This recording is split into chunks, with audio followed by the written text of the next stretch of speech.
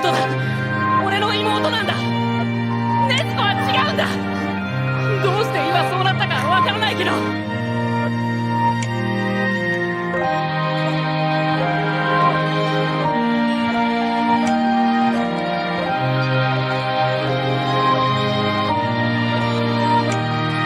砕けた心が効果的なくて、涙はそっと枯れてゆく。もう一粒も流れなくて、おかしいよねって笑ってる。酷烈な人生、あなたを遮る迷路の結局、直線の闇立ちはだかる。ああ、君は誰よりもいる人だから、今僕らは溺れかけてる寸前だろう。正しい呼吸に救われた今はいつか死ぬために生きてる。人を食ったりしない。守る動作、俺に対する威嚇。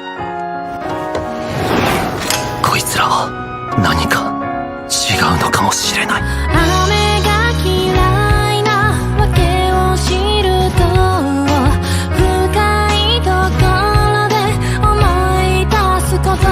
そう、大粒のシャボン玉ならきっとふわふわでしとしと。地面の色を見て歩く。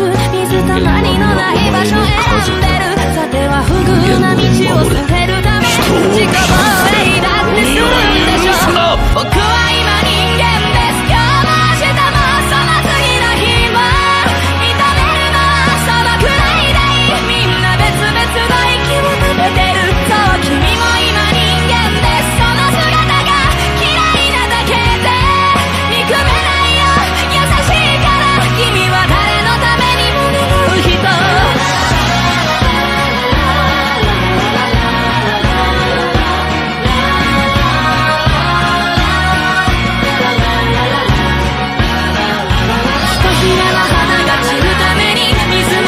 光もその種も、僕の目の前にあるものがその意味も過去も未来も一つとかけると生まれないぜ。僕も君もあの人も何でもないと言いながら過去の荷物を君に背負わせる。感動したんだよ。君たちの絆を見て体が震えた。君の妹を僕にちょうだい。禰豆子、愚かでも状況が良くないからね。少し黙って逃げたいよね、生きたいよね。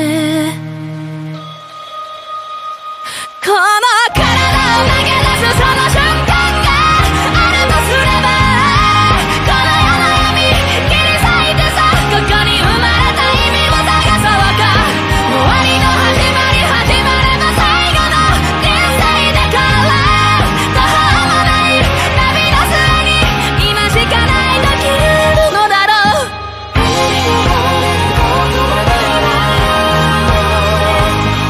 それでもなんだか息苦しいな。いつか死ぬからに生きてる妹は鬼になったけど人を食ったことはないんです。今までもこれからも。もう来れない来れない来れない